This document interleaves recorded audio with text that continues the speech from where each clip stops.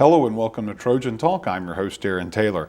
We'll be learning about the upcoming concert by Frequency. My guests today are Amy Griffin and Cody Irwin, members of Frequency. Thank you both for joining me here today. Thanks for having us. And Frequency is the vocal jazz ensemble here at Troy University. And a lot of folks, when they think of jazz, they think of bass players, musicians, stuff like that. But this is a vocal group. You're doing a little bit of singing in the style of jazz. Tell us a little about Frequency, what it's all about, and the style of music that you guys perform. Well, there are 12 members, and some of our songs are a cappella, some are with combo.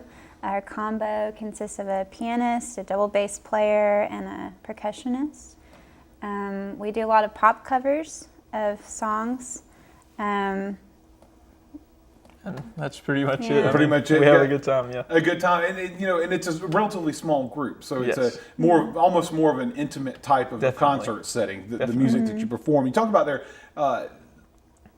pop covers. A lot of times, people will think of jazz, think of a smoky club, somebody singing along with some bebop type things, but that's not what we're talking about here. What are some of the songs that you do pop covers of? Well, we do have a couple of those, Manhattan Transfer or Take Six, but we do, in this concert we're doing one cover of Blackbird, which is by the Beatles, of course, and then an Imogen Heap song, First Train Home, and then another pop tune, California Dreamin', which was done by the Beach Boys and the Mamas and Papas. And so songs that folks out there are familiar with. But when you do a little bit of a vocal jazz turn on a song like that, how different does that song become from the original song?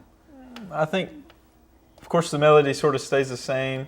They change up the rhythms. They kind of make some of the phrases longer, kind of get the audience sitting on their edge of their seat a little bit more. And then, of course, some of the cadences would be different.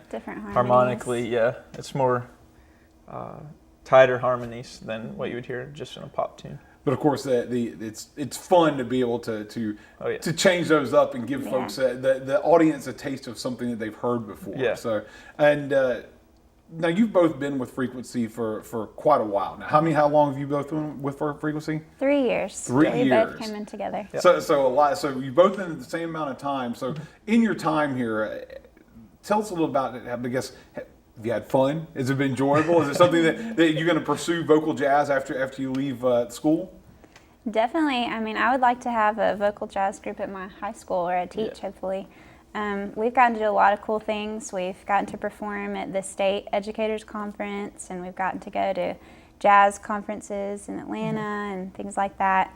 We've done a lot of cool music too. I really enjoyed it. It's cool to be able to learn music in a different way from some of the other settings that we have, and I think as a future educator, it can relate to different students than you might get in just a choir or show choir. So and ultimately, as both of you are hoping to become educators, it's something that gives you a different, I guess, angle on how to teach music to your future students. Yeah, and it can definitely be used as a recruiting tool too, because it's cooler than choir. That's what they'll connect to. Yeah, it's like, we can sing these choir songs, but let me show you this jazz arrangement of a Beatles tune and bring it in. Like, you've heard this song before, but not this way. Yes. So now let's talk about the concert itself. Tell us about when and where and how folks can check it out.